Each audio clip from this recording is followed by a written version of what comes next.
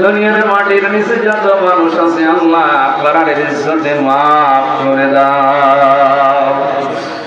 যত গুনাহ করিয়াছি গোপনে মাফ করে দাও আল্লাহ তুমি নিজ গুণে। যে মাহফিলের আয়োজন করতে গিয়ে তোমার যে যুবক বান্ধবরা এলাকা মানুষকে সাথে নিয়ে কোরআনের আয়াতে আঞ্জাম দিল, আমার আকরাম ভাই সর্বংশহ যত যুবকরা এই মাহফিলের জন্য শ্রম দিয়েছে অনেকের নাম আমি জানি না, তোমার কুদরতের খাতায় তাদের নামগুলো লিখে না। যে মা তাদেরকে পেটে নিয়েছে মায়ের পেট তুমি খালি তাদের গোবরার মতো বানিয়ে দাও।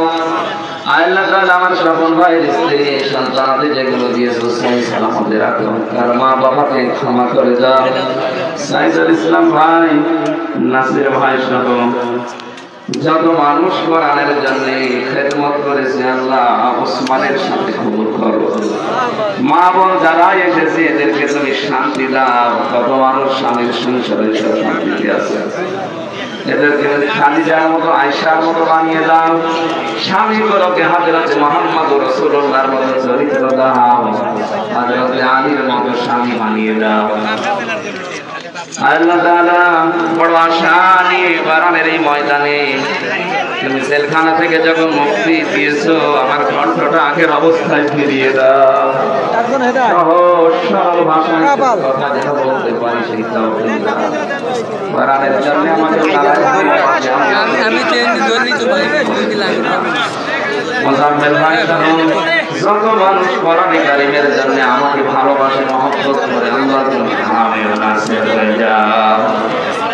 রব্বি হাবলি মিনাস সালিহিন, রব্বি হাবলি মিনাস সালিহিন। আসরের নামাজের আযান হবে আমরা শেষ করে দিয়েছি।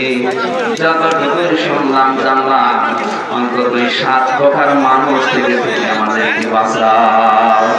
আমরা এদের সাথে সম্পর্ক রাখতে চাই না, যেন না রাখি সেই ব্যবস্থা করে দাও। আমরা তোমার গোলাম হতে চাই। ইয়্যাকা না'বুদু ওয়া ইয়্যাকা নাস্তাঈন। আল্লাহুম্মা ইন্নী আসআলুকা শাহাদাতান ফি সাবিলিক ওয়াজআল মাউতি ফি বালাদি রাসূলিক। তোমার ইসলাম তুমি রক্ষা করবা আমাদের মাধ্যমে। আল্লাহ তুমি আমাদেরকে মাধ্যম বানিয়ে দাও। শাহাদাতের মরণ দিয়ে ধন্য করো। কখন কার রাগ চলে আসে জানি না, শেষ অবস্থায় মরতে চাই। যতদিন আমাদের শেষটায় থাকবো আজরাইলকে বসিয়ে আস্তে করে জীবনটা তুমি নিয়ে নিও। আর একবার হলেও যেন পড়তে পারি শেষ কথা, লা ইলাহা ইল্লাল্লাহু মুহাম্মাদুর রাসূলুল্লাহ।